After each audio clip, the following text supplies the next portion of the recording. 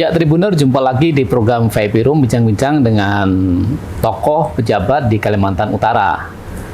Sore ini saya kedatangan tamu atau kami yang bertamu. Beliau adalah PJS Gubernur Kalimantan Utara, Pak Togap Simangungun. Selamat sore, Pak. Selamat sore. Terima kasih atas waktunya, tentu di tengah-tengah kesibukan beliau. Kalau tidak salah, pantauan kami Tribun habis dari Malino, kemarin Tarakan, dan kami tadi kayak undangan juga, besok ke Tarakan lagi. Ke Tarakan lagi. Luar biasa.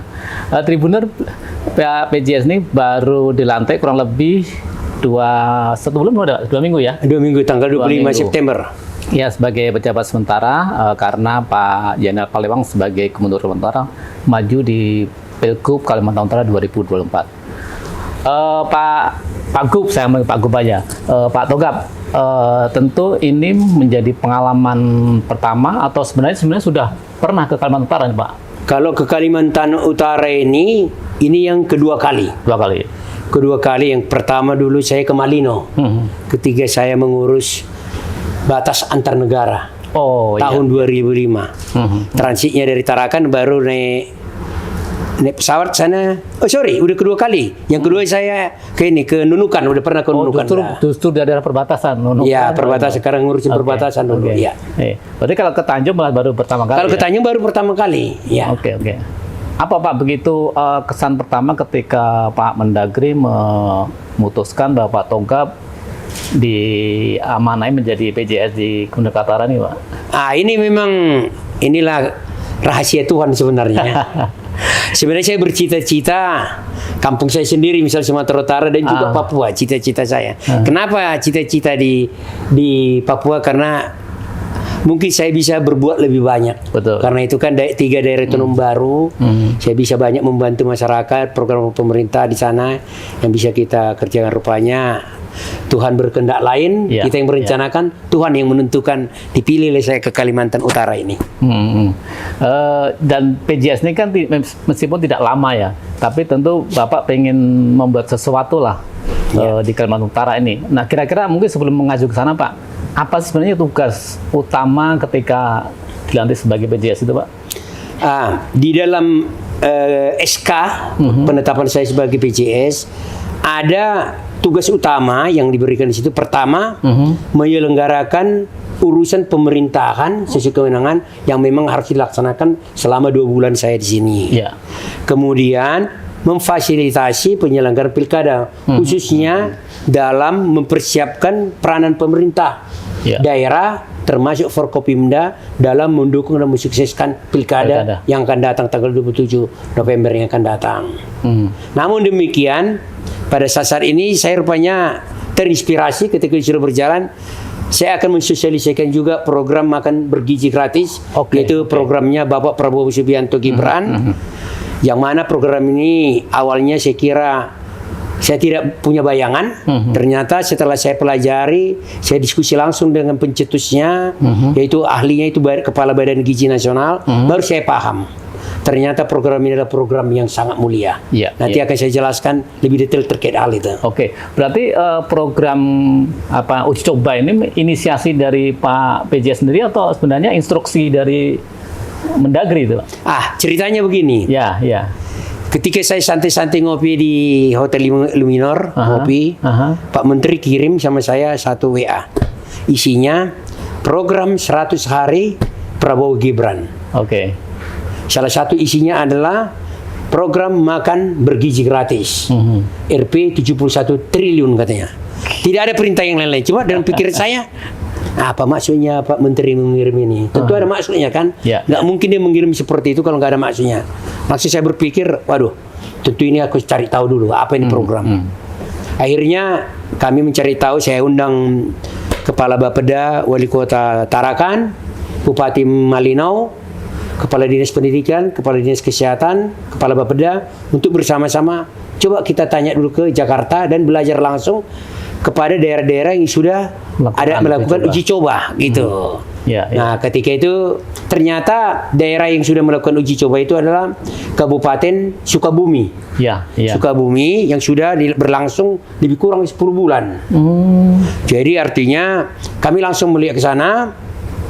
supaya ada bayangan kan seperti apa sih makan gizi gratis ini. Ternyata program makan gizi gratis ini saya lihat bagus sekali. Kita sampai wawancara juga sama Nana. Pernah nggak makan seperti ini? Tidak pernah katanya. Terus rupanya dia jarang sekali sarapan pergi sekolah. Ya.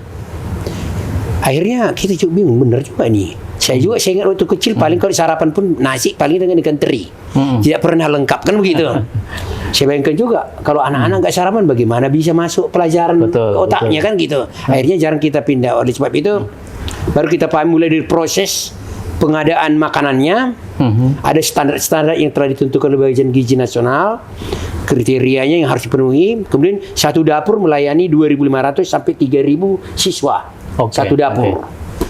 Di situ saya lihat ternyata dia bukan cuma hanya untuk memberikan makan gratis, ternyata untuk meningkatkan perputaran ekonomi lokal. Betul. Karena melibatkan beberapa pelaku UMKM di daerah. Begini dia. Dengan ada kepastian pasar sayur-sayuran, karena makanan ini saya ulang makanan ini dulu ya, ini terdiri dari beras karbohidrat. Betul. Bisa pisang, bisa ubi, bisa pokoknya karbohidrat. Kemudian ada serat, sayur, segala macam sayur. Kemudian ada protein, bisa tempe, bisa ikan, bisa daging. Ayam gitu ya. Baru buah, bisa pisang, bisa jeruk, ataupun buah apa lagi, atau pepaya, atau semangka. Kemudian ada susu. Ya. Susu itu susu yang tidak terlalu manis. Ya, ada rasa sikit lah, rasa sikit. Saya lihat ini masyarakat setempat jadi semangat bertani. Betul. Biasanya mereka bertani hanya untuk kebutuhan sendiri. Sekarang mereka bertani kebutuhan sendiri dan juga dijual. Ya. Kemudian peternak juga, peternak telur. Tadinya hanya kebutuhan sendiri, sekarang dia bisa jual karena ada kepastian, ada pembelinya. Jadi pembelinya itu dibikinnya koperasi sama Badan BUMDes, Badan Usaha Milik Desa dan Perorangan. Sehingga ini memutar perekonomian lokal. Jadi ternyata satu sekolah 2.500 3.000, kalau ada misalnya di situ 60.000 siswa, kita bagi 3.000. Oke. Bisa 20 dapur umum. Kalau dari kemarin Pak di uji coba pertama yang di Malino Pak, apa yang Bapak dapat? Terutama bagaimana ketika Bapak wawancara dengan beberapa siswa dan melihat bahwa bahan-bahan untuk makan gratis itu kan melibatkan tadi Pak. Ya. Komuniti lokal gitu. Ya, betul. Jadi ini memang responnya Bupati di sana sangat baik sekali, termasuk juga Forkopimdanya. Sangat bagus sekali. Baru langsunglah kita membuat uji coba. Itu mulai dapur umum sampai bagian distribusinya sama pembagian kepada anak sekolah. Makanya pada saat uji coba itu di SD 02, siswanya sebanyak 365 orang. 35 orang, kita uji coba 4 sehat 5 sempurna. Memang secara nasional harga yang ditetapkan standar nasional itu cuma per peks itu 17.000 sekian ya? 15.000. 15.000, oke. 15.000. Dalam hati saya apa cukup ini di daerah perbatasan? Gitu kan? Atau daerah-daerah yang transportasinya tinggi. Ternyata setelah dihitung-hitung uji coba dia 25.000 di sana. Susu ultra di Jakarta yang untuk siswa yang segini itu hanya 3.500. Ternyata di sana 6.500. Jadi akhirnya 2.500. Dengan demikian berjalan lancar semua segala macam itu, siswa itu juga senang, happy semua, bergembira. Dan baru pertama kali ini dapat mereka yang seperti itu. Saya berikan laporan kepada Kepala Badan Gizi Nasional tadi, kepada Bapak Menteri Dalam Negeri juga. Berjalan sukses secara umum, tapi untuk harga per peks itu perlu disesuaikan untuk daerah terdepan seperti perbatasan, daerah tertinggal sama daerah termiskin. Sehingga nanti bisa disesuaikan harganya itu. Kalau di Malino kemarin yang hanya perlu didatangkan dari luar hanya susu saja. Yang lainnya semua ada di situ. Yang lainnya semua ada di sana. Sayur, telur, apa ada semua. Susu itu memang kemungkinan nanti jadi wajib atau bisa untuk alternatif lain, Pak? Kalau di standar yang diterbitkan oleh Badan Gizi Nasional ini harus ada susunya. Namanya 4 sehat 5 sempurna. Kayak apa? Kacang hijau atau apa gitu? Itu bisa untuk proteinnya kan bisa itu, atau sebagai karbohidrat bisa. Gitu. Bisa. Tergantung. Jadi setelah saya koordinasi dengan Badan Gizi Nasional, ternyata ada 120 jenis komposisi makanan.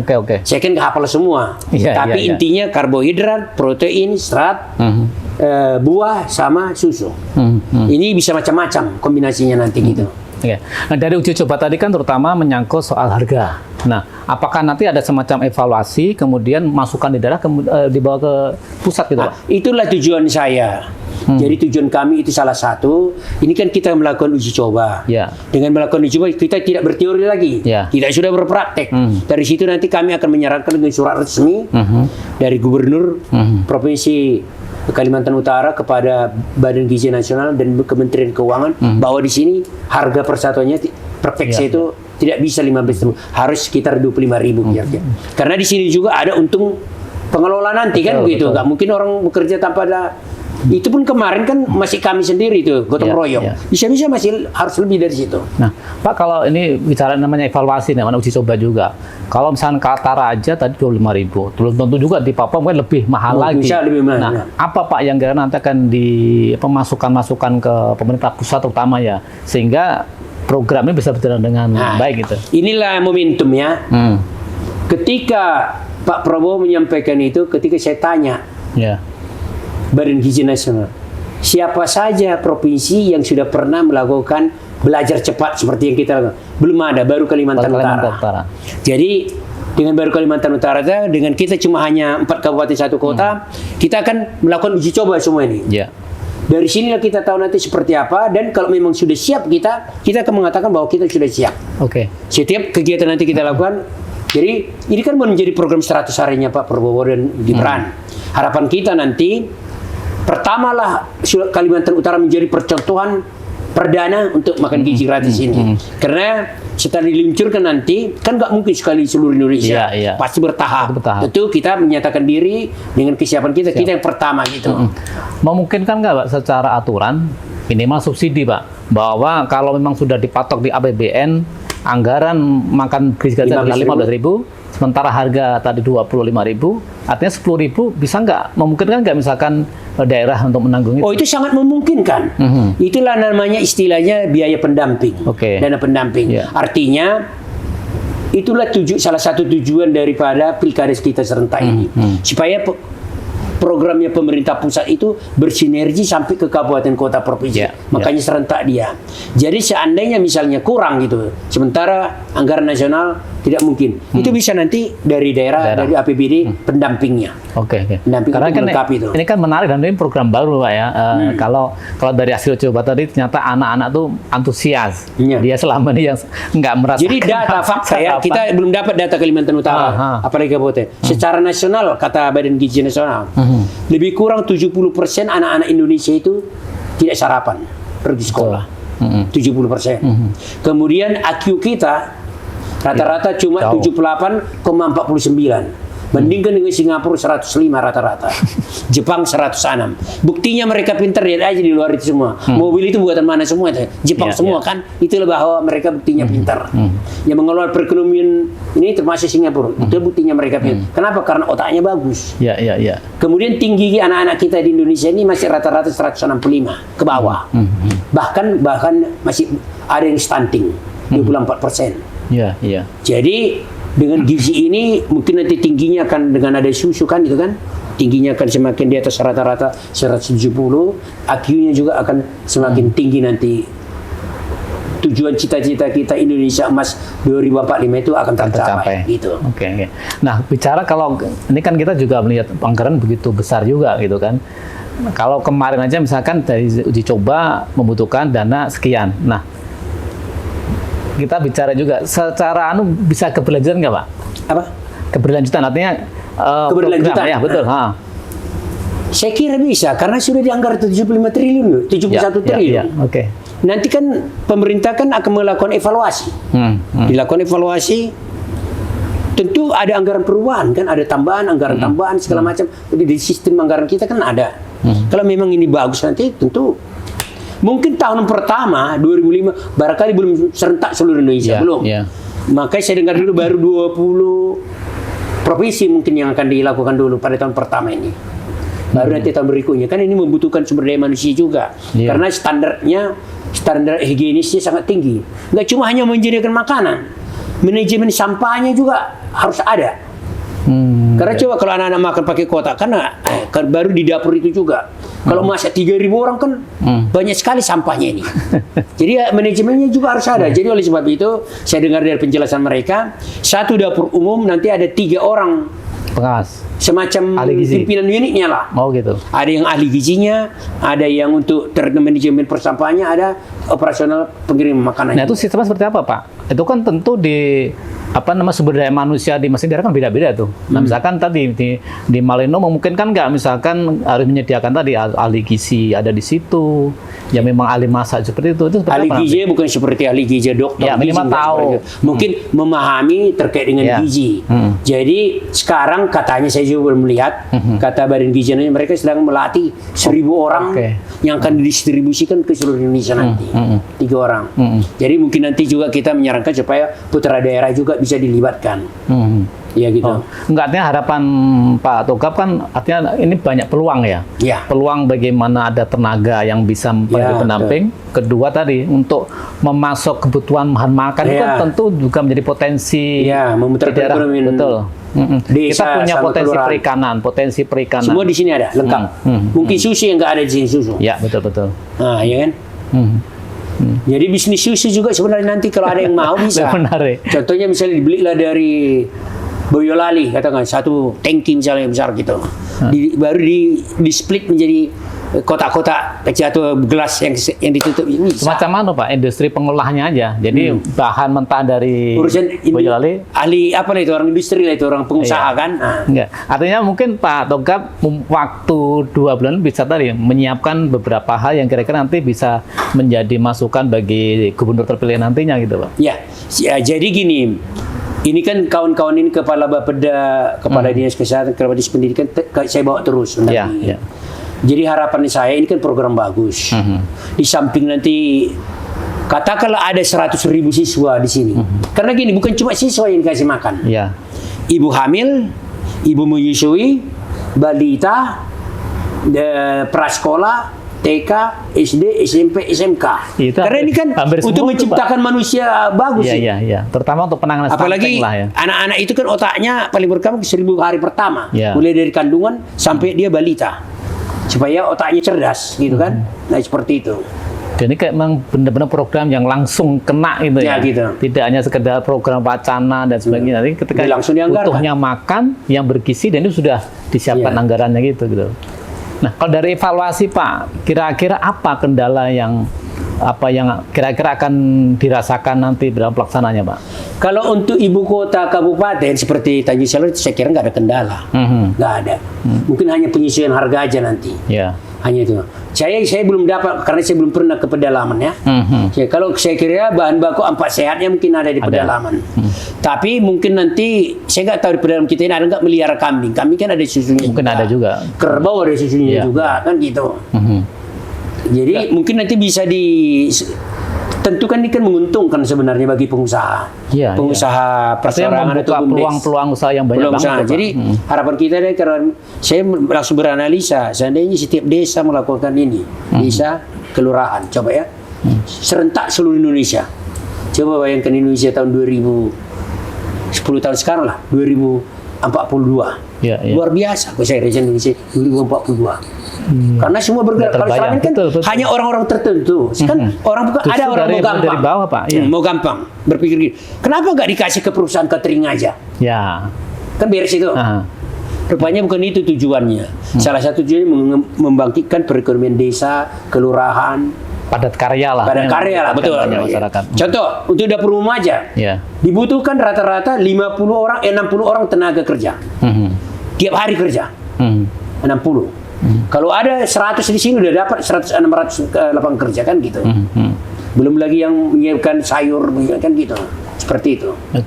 Nah, ini lagi-lagi untuk Kaltara Pak. Kira-kira kalau sistem pengorganisasian atau yang mengerjakan penanggung jawabnya itu tetap dari pemerintah daerah setempat atau mungkin di kayak semacam kemarin saya tanya mereka bagaimana sistem pengorganisasiannya.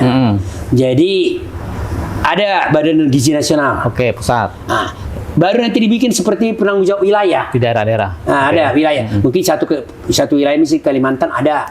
Baru ada nanti di masih. Jadi seperti itu pengorganisasiannya dibikin. Jadi badan tersendiri. Ya, seperti model-model apa nih.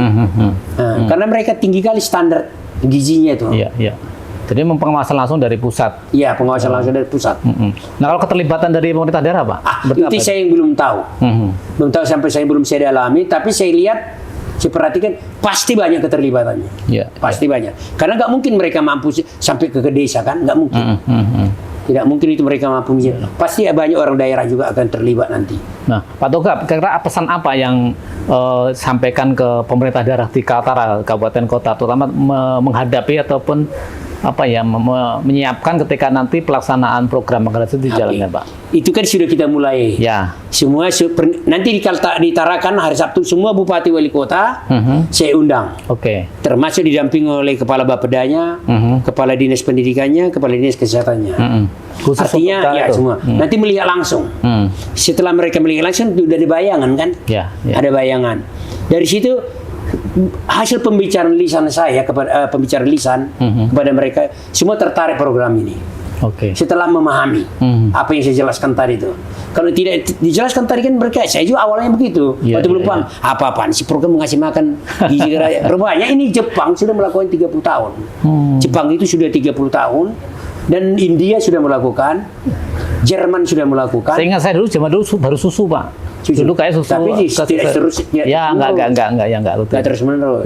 Terpotong dia. Mudah-mudahan ini karena ini janji kampanyenya Pak Prabowo dan ini langsung program unggulan nomor 1 dia bikin.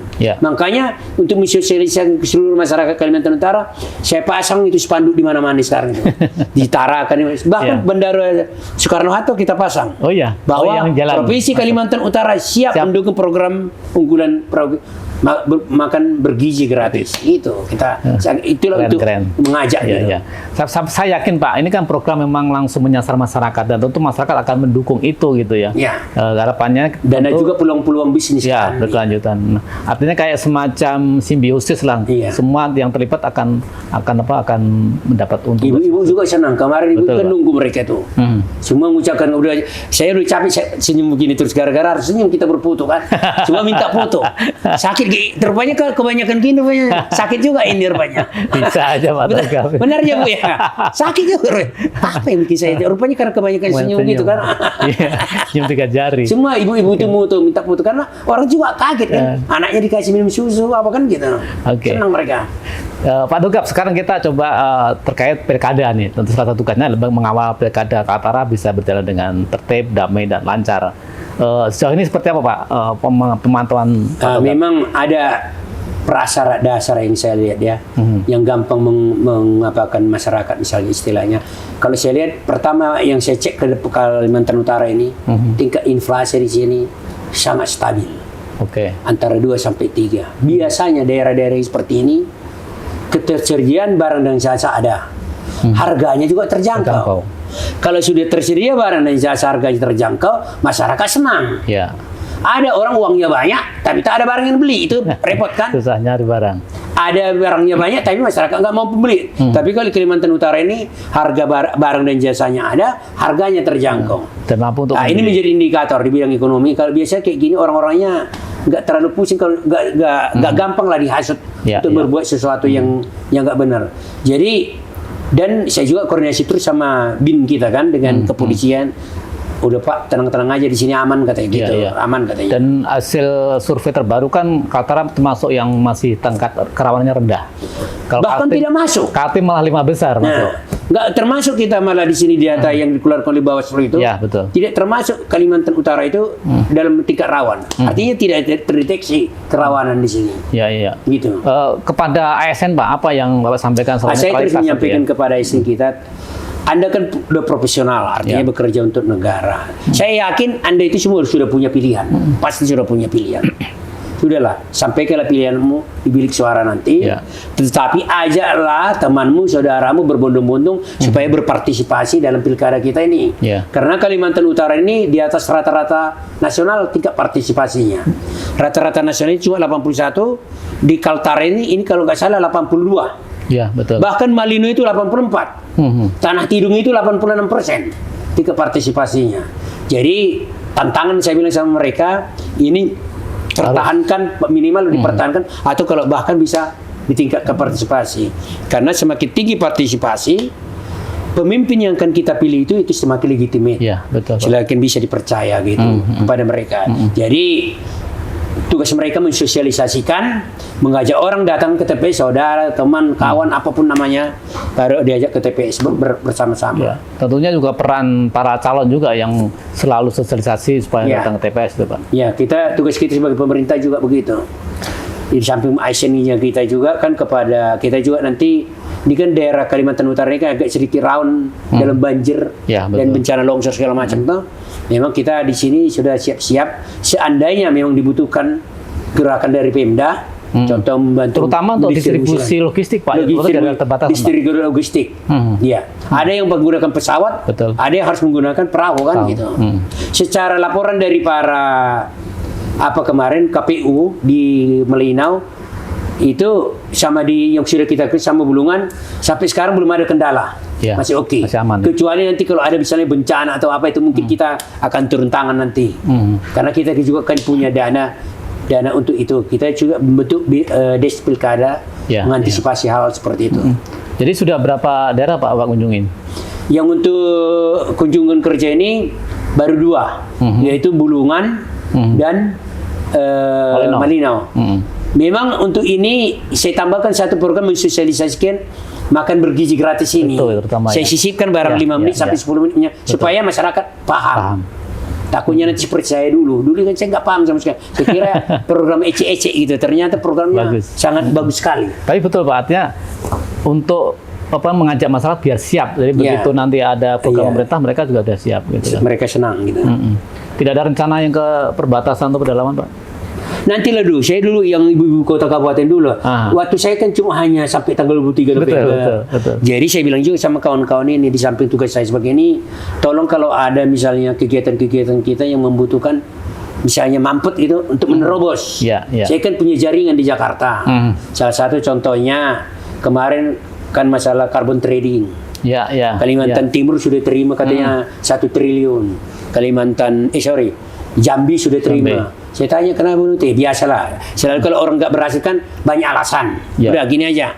Sama-sama kita belajar ke sana ke Kalimantan Timur. Cepat. Langsung kita berangkat ke sana. Udah copy paste aja apa yang dilakukan Kalimantan Timur saya bilang. Kebetulan gubernur juga melayani kita dengan baik. Udah kopas saja. Kalimantan Timur ganti menjadi Kalimantan Utara, saya bilang gitu. Di peraturan-peraturan. Sebenarnya justru awalnya itu dari waktu kan pakai Malino Pak, karena hutan itu justru banyak di Malino itu. Udahlah, kalau gitu nggak bisa lagi. Tapi kan nanti kan diskusi dengan Kementerian Kehutanan mana yang menjadi yang dihitung wilayahnya kan gitu. Yang banyak mengatakan lebih luas hutan kita kata kita. Nanti kan fakta yang menunjukkan data. Nggak bisa merasakan perasaan, saya bilang gitu. Itu yang salah satu menjadikan Pak inisiatif Bapak kemarin kunjungan ke sana. Makanya sekarang lagi bisa monitor. Hari Rabu, hari Senin nanti langsung difasilitasi Kementerian untuk membuat peraturan daerahnya. Peraturan daerahnya bila perlu nanti saya yang tanda tangan kalau masih sempat supaya delegasi kita di sini bahwa kita sudah memulainya gitu. Oke. Pak, itu yang pertama yang itu terkait dengan kemudian MBG inilah makan bergizi gratis ini.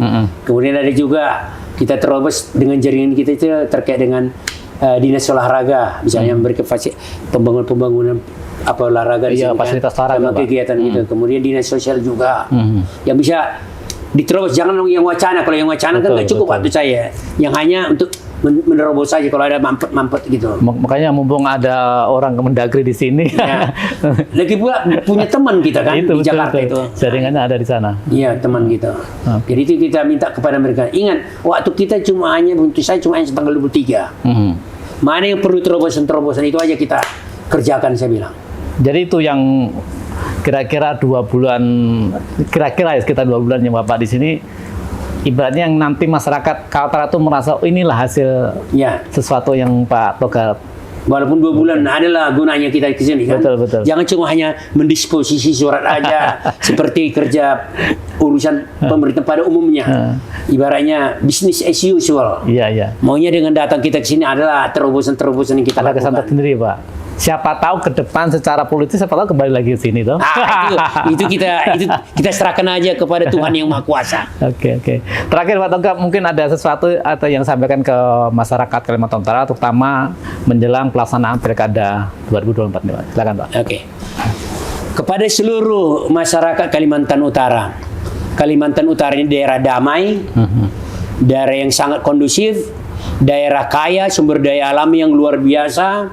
Saya yakin dan percaya Kalimantan Utara ini 10-15 tahun yang akan datang menjadi daerah yang luar biasa. Minimal menyamai Kalimantan Timur, kan begitu? Ya. Minimal menyamai yang Kalimantan Timur. Untuk itu tetap kita jaga persatuan, kedamaian kita. Pilkada kita ini adalah untuk memilih pemimpin kita ke depan. Oleh karena itu, datanglah beramai-ramai, ajak saudara, teman, kawan-kawan ataupun namanya siapapun namanya untuk berbondong-bondong ke TPS pada tanggal 27 nanti.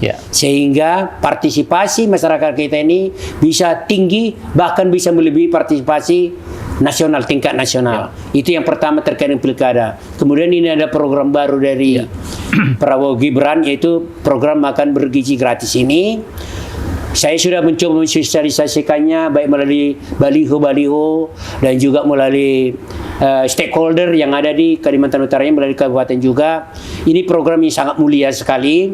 Pertama, untuk meningkatkan sumber daya manusia kita supaya badannya bagus, otaknya juga cerdas. Sehingga nanti bisa kita menuju Indonesia Emas 2045. Di samping itu ada dampak gandanya, yaitu perekonomian lokal di desa dan kelurahan bisa bertumbuh menggeliat karena membutuhkan tiap hari. Siswa ini membutuhkan makan, yaitu yang terdiri dari beras atau karbohidrat, sayur-sayur, berbagai macam sayur, buah-buah, berbagai macam buah-buah, kemudian susu. Sehingga nanti anak-anak kita ini bisa bertumbuh, otaknya bagus, kemudian perekonomian lokal bisa berjalan dengan baik dan bergairah. Kalau ini terakumulasi secara Indonesia, serentak dilakukan di seluruh Republik Indonesia, bisa kita bayangkan Indonesia ini seperti apa pada tahun 10 tahun yang akan datang. Betul. Saya kira ini pesan saya, mari kita dukung program yang sangat bagus ini. Terima kasih. Terima kasih Pak Togap atas waktunya kita bisa berdialog. Dan tentunya harapannya tentu semoga Kalimantan Utara semakin maju, pilkada berjalan dengan damai, dan program makan bergizi gratis yang insya Allah nanti tanggal 22 Oktober sudah dilantik Pak Presiden terbaru kita, Prabowo Gibran, bisa terrealisasi dan Kalimantan Utara menjadi yang pertama perdana. Betul, karena sudah diawali oleh Pak PJS, Gubernur Kalimantan Pak Togap Simangunsung. Terima kasih. Selanjutnya mohon maaf. Wassalamualaikum warahmatullahi wabarakatuh. Selamat sore.